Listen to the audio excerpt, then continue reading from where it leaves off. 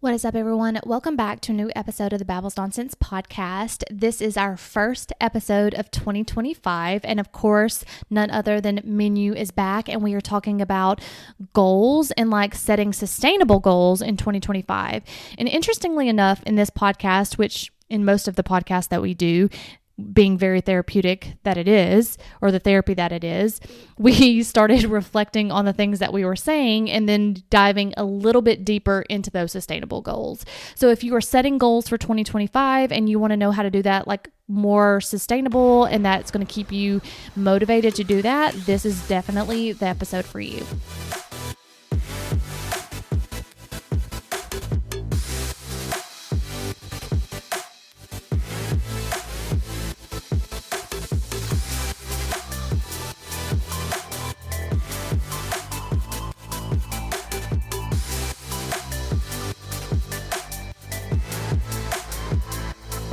Welcome back, guys, into another episode with Babbles Nonsense and Transcendental Wellness. We wanted to kind of do like a two-parter. It's not a little two-parter, but we talked about what we're leaving behind in 2024, what we're taking with us in 2025. So now we're going to talk about how to set up goals which are more sustainable for you guys in 2025. So when you're listening to this, obviously I do like 2 episodes a week. So you'll be listening to this probably either on, I think on the Friday, that is like few days after New Year. And for Jonna, I think you're going to listen to this in the next week. Yeah. Okay. So I'm always like very big on setting realistic goals, right? And that means not doing anything just because your friend is doing it. Like just because she signed up to go to Pilates and she signed up for a gym membership, you don't have to sign up for the same classes and you don't have to do it. And we do a lot of decisions. We make a lot of decisions based on feeling.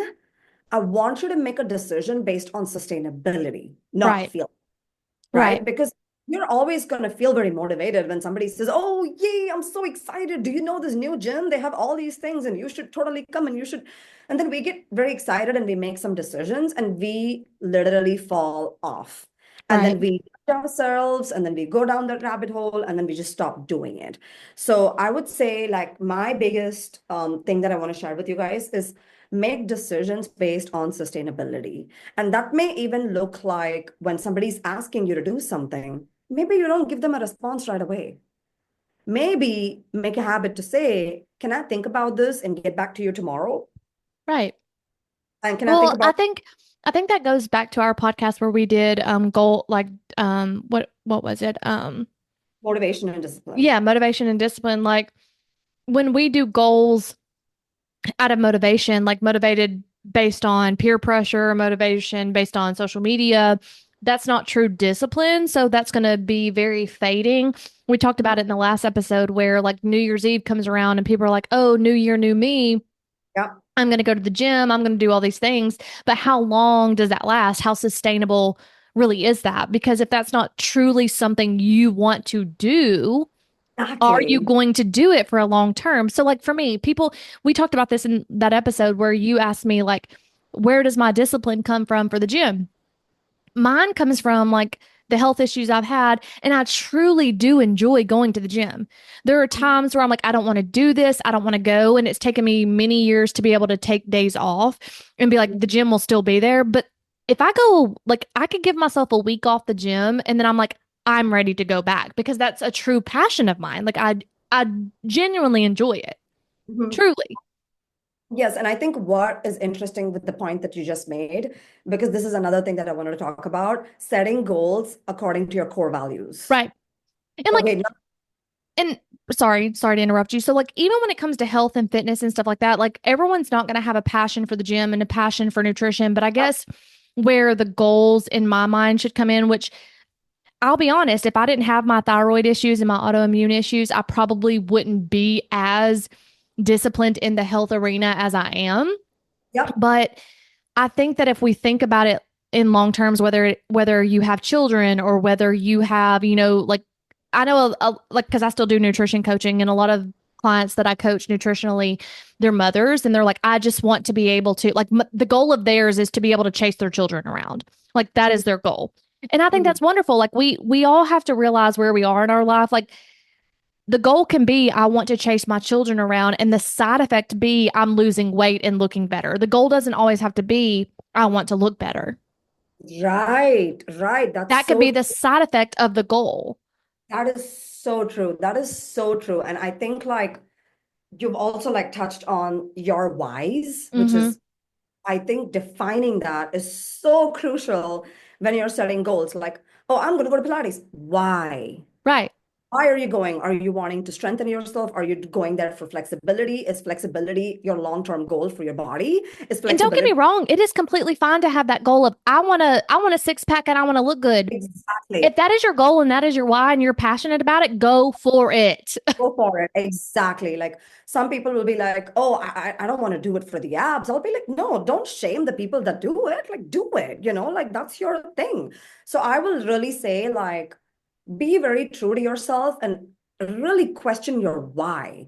Right. Why, like, for example, for me, I I'm not very big in the gym. Like I like to swim.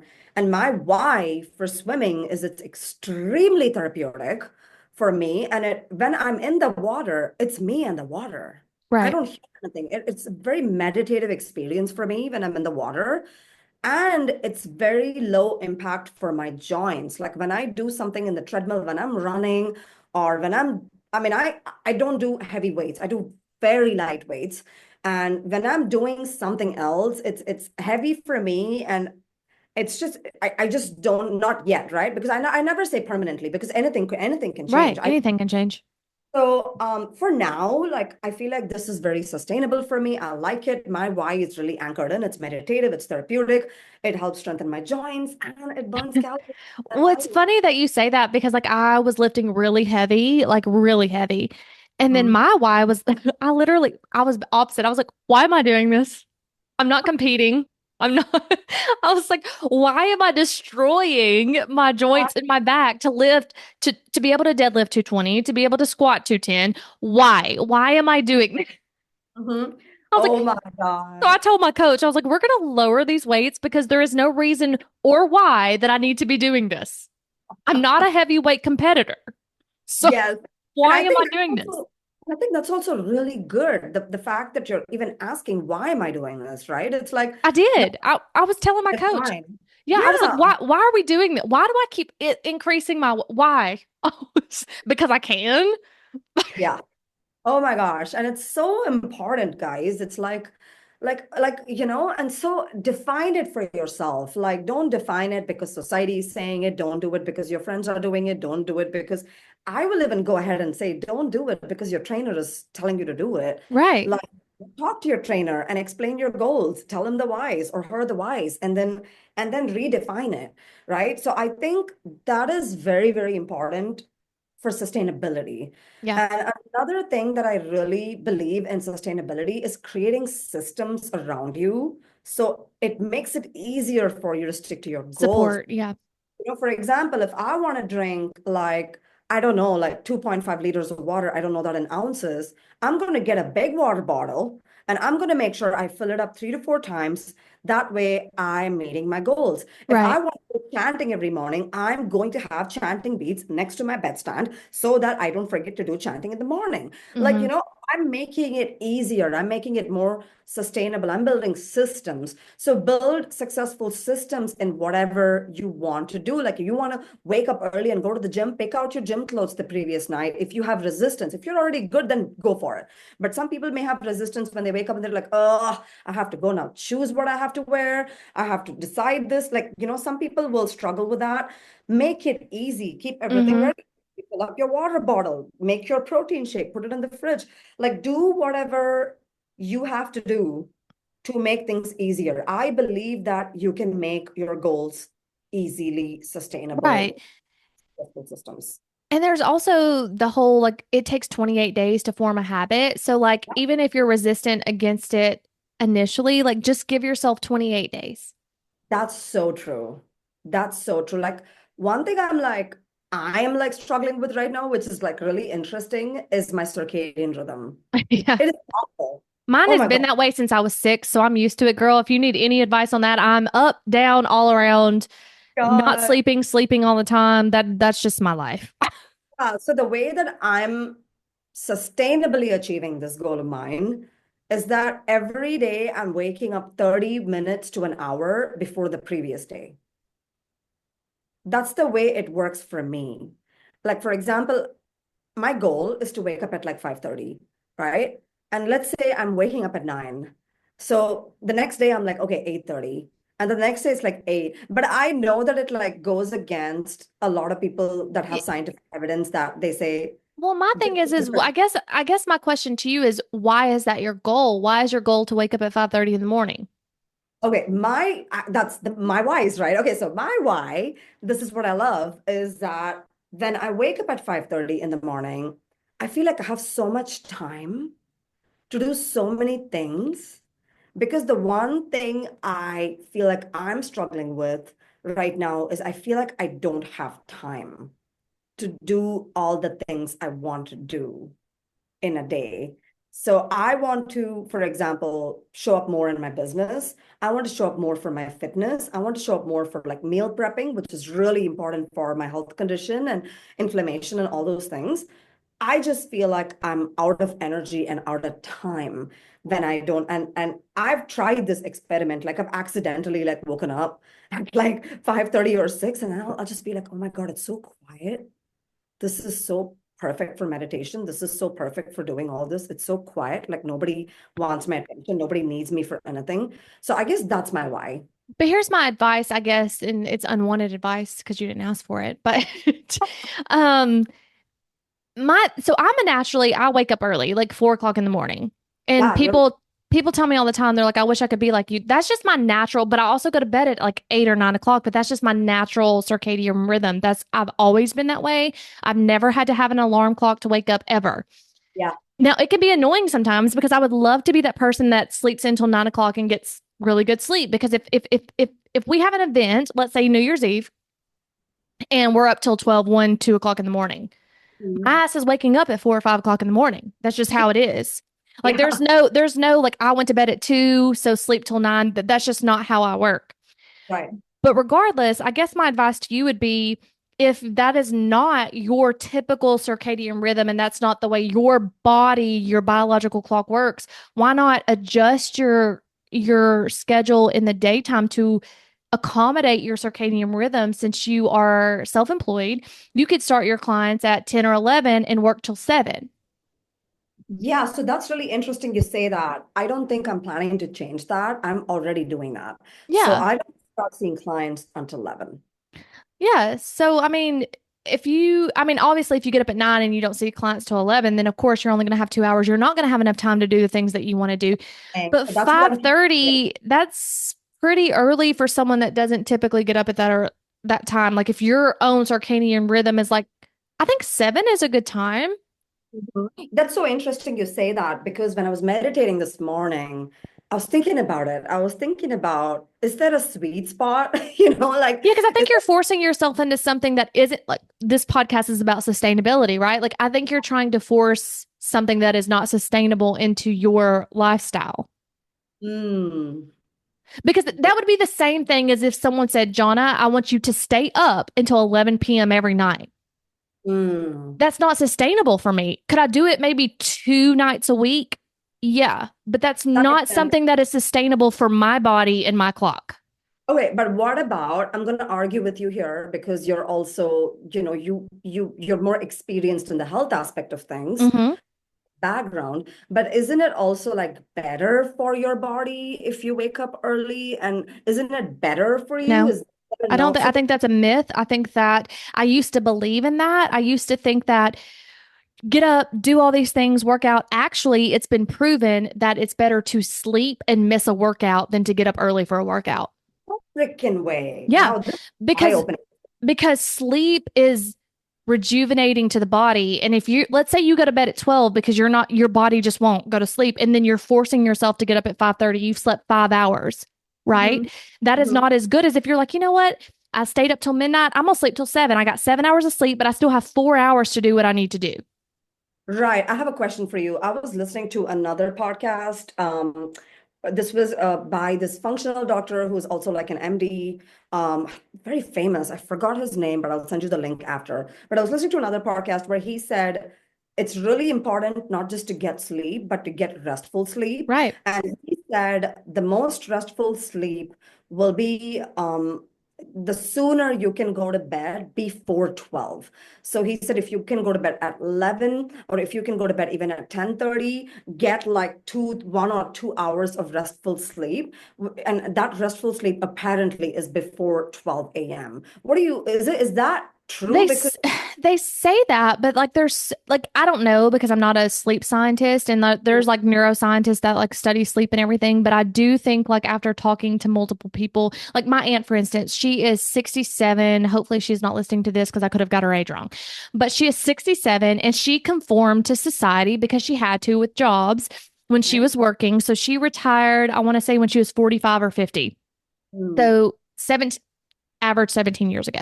And she told me, like, so she stays up now at mm, 67 years old. She will stay up till 2 o'clock in the morning and she will wow. sleep till 9 a.m. because that is what is comfortable for her body. That is her biological clock. She, Mm, when she was working and she had to be up at 5 o'clock in the morning, she would force herself to go to bed at 9. But she told me I was miserable. I hated mm. it. Oh my She was like, if God. I could have done night shift, I would have, because some people love night shift because they're just night owls and some people are morning people. When I was Oh my, on night shift as a nurse, I wanted to die. okay, I'm so sorry for connecting this with evolution, but can I just do a quick side note on Yeah. evolution? Um, I read this somewhere. I cannot for the life of me remember. I want to say, I want to say it's the Sapiens book. There is this book called Homo Sapiens, and it's like New York Times bestseller. It was like really good, and it's about all about evolution, right? Mm-hmm. So I want to say it was one paragraph in that book which said that the reason we all have different circadian rhythms is because back when we were cavemen, and back in those times, different people had to stay up at different That makes hours sense. for protection and safety, and that Well, I'm I mean, just if like, we think oh, about any of that, so like maybe you know this, maybe you don't, but there was something that someone told me and it stuck with me. So breastfeeding. uh-huh. So why do the breasts turn down? So that the Mm, baby can easily get to it. Why do women's cycles sync up? Because mm, back in the day, when someone would have a child, if they could not feed it, if they could not breastfeed, there was no other form of feeding the child. So there was mm. another woman in the camp to be able to breastfeed the child. Wow. So it's Yeah. all, yeah. So to answer that question, there is no answer because that is when it comes to the human body, like sure, we can say like, here's a passage of what we think. Now, I will Yeah, say that they have determined, I want to say between the hours of 3 a.m. and 5 a.m. is our best REM sleep. that's right. Yeah. And so, like, when I kept waking up at 3:30 in the morning, I felt miserable all day, but I wasn't getting any REM sleep. Even though I was going to bed at 8, waking up at 3:30, that was plenty of time to sleep. I wasn't getting that good restful sleep, right?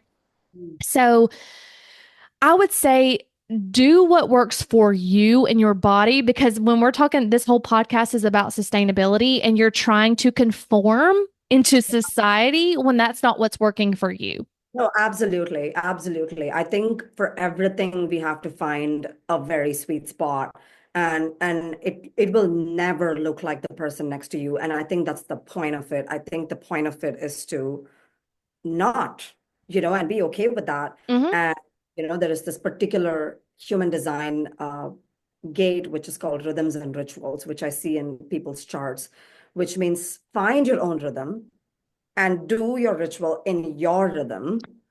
One Not, with, yeah. And I'm just like, you own your own business. So if 10 o'clock seeing clients is too early because you don't get up till 9, push your clients back to 1 and work till 9. mhm, mhm. Like, Yeah, that's actually really, yeah, yes, I think this is where my conditioning comes in. I need to decondition. Mom, if you're listening to this, she listens to my episodes. hi, I think, mom. I hope to meet you someday. oh, she's listening to this. She listens to all my episodes, and I think, is responsible for this. I'm not blaming you, Mom, but I think you're responsible for this, where you said wake up early and take a shower and start your day. And I think Yeah. I think that was super helpful when I was in high school because my classes would start early, Right, right? right, And that was the hours. I can't change the hours of my school. I can't change anything. That's something I can't control. right. So I think it was beneficial for that time. But that's what But I'm I, saying. Like going back to my aunt's example, like she said, I conformed to society for years, but that she said the moment I retired, I did what I wanted to do. Like she was yeah, like, I will get up if I have to. Like if I have a if the doctor can't get me in past 11 and I have to be up at 8, sure, I'll be there at 8. She was like, but that is not my first choice. right, right. Oh my God, look at us deconditioning in the podcast. I'm telling you, Wild. sometimes podcasts are so therapeutic because you can like you don't realize you're doing something until you say it out loud and you're just like, huh, never thought about That's that. to preach what I say to my clients, like sometimes I forget it. Sometimes, mostly I do it, but sometimes, like, like this one, it just slipped right out of me. So I agree with that. I'm going to have to sit with that and find my sweet spot Yeah, because now because you I'm can figure tired. out like Yeah. and here's something like I'm like if you think about it, most of your clients work, correct? Yes, actually, yes. And some of them that don't work from home. So even then, it's super convenient if I start at 12 or 1. That's what I'm saying. Because when you used to offer class, like you would only offer when I was working with you, you would only have a few spots after 5. That's very true. I had a job that Yeah, I couldn't like I wasn't off till 4:30, 5 o'clock. So if you didn't have a open spot, then I was screwed because I worked. And if I had to guess, 75% of your clients have a 9 to 5, yeah, and they probably would appreciate you yeah, starting later in the day. yeah. Because if you Actually, started at a lunch break time, they could either get you on their lunch break or they could get you after work. right. Right. No, I think that's very accurate. And some people that come in person, oh my God, they have to struggle with traffic. So Yeah. yes, I think more time after evening is definitely good. Look at me finding sustainability.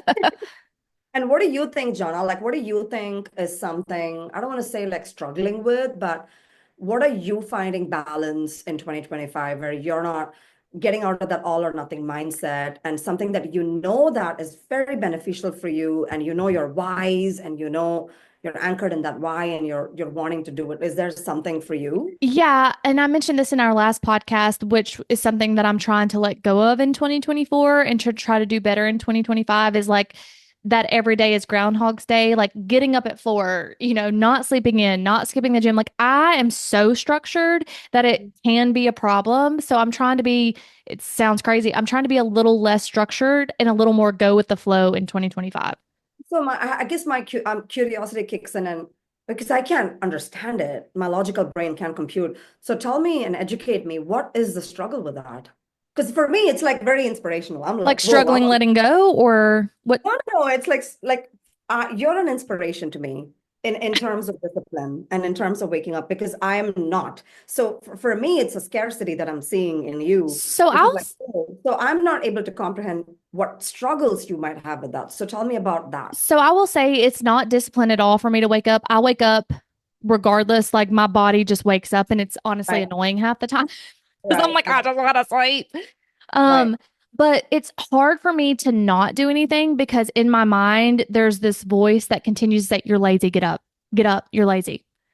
Why Yeah. are you sitting there? Why are you doing that? You're doing nothing. You're being Mm, like, so I have this it's probably my own voice. I don't even know, but like this voice in my head when I'm sitting there doing nothing, just constantly nagging me to get up and do something. So I'm trying to be more like, and I'm also very like, okay, so for instance, we're planning a trip to New York for my friend's 40th birthday, and it's right, 2 weeks until the trip, and I'm like, hey, we don't have a flight, we don't have a place to stay, like, and she's very like kind of go with the flow, and like I'm over here like stressing, like right. when are we going to book a trip? Like, when are we, what?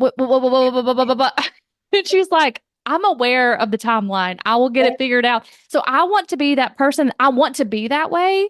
Right. I need to let go a little more.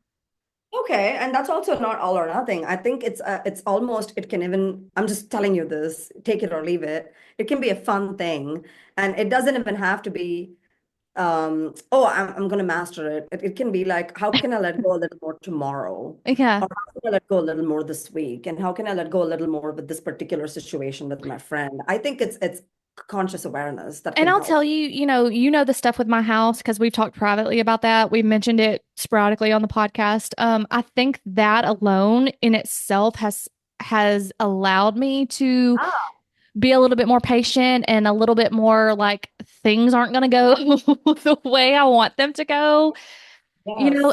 and just relinquishing that control of like sometimes you just don't have control of situations. Right. Um, so I think that would make me a much happier person in 2025 if I could just let go of these things that really don't matter? Right. I mean, guys, if you're listening to this, Jonna's overly critical of herself right now. She's already made so much progress. She's come such a long way. I mean, I will say I have come a long way, but then there's those moments where I see like old glimpses of myself peep through, and I'm just Mhm. like, oh, what are you doing? And that's perfectionism is right there. It's like, maybe that's also a form of letting go of not wanting to be perfect and Yeah, right. And that so for sure. reflections, so many reflections. Yeah. Uh, I would say those are the main ones for me. Like, did you want to add anything to it? No, I think that's like the biggest things I want to focus on is like kind of like just being less structured, being like everything's gonna be okay. Like everything always ends up okay anyway. So why the hell do I worry nonstop about it? Like you have That's proven so that to me. Yeah, you have proven that to me through so many sessions. So it's like I need to get with the program. Just trust the universe. But it's like, and I'll do it for like weeks, and then it's like, oh, pull the reins a little bit. Like, oh, I've relinquished too much control. Yes, yes. No, I totally agree. I think the summary of this episode will be literally like find balance. Just find Yeah, balance in whatever you're doing. And it doesn't have to look like anyone else. It just has to make sense to you. And that's okay as long as you can keep it going consistently. You have your own system. And I go by make it system. work for you Exactly. Make it work. Amen. Make it work for and you. sustainable. Make it sustainable for you. Yeah, no, that's so accurate. Like one of my clients was also like telling me, I have so much struggle meditating every day for 30 minutes. I cannot do 30 minutes. I said, can you do five? She's like, five? I can do 10. I said, good. Just do 10. That's Yeah. it. Yeah. And she's doing a great job. Like, and then when she's comfortable, she'll increase it to 15 eventually if she wants to. But it's not about that. It's Right. just getting it going. Yep. So thank you so much, Jana, once again for all the reflections and all the deconditioning. But thank you so much, guys, for listening. I hope you guys set goals sustainably in a way that works for you. And I hope you achieve all your goals again in a way that works for you. Yeah. And we will catch you guys soon. We definitely have more very interesting topics coming up. So we'll catch you guys soon. And thanks, Jana, for the time. Always. Thank you guys. Bye.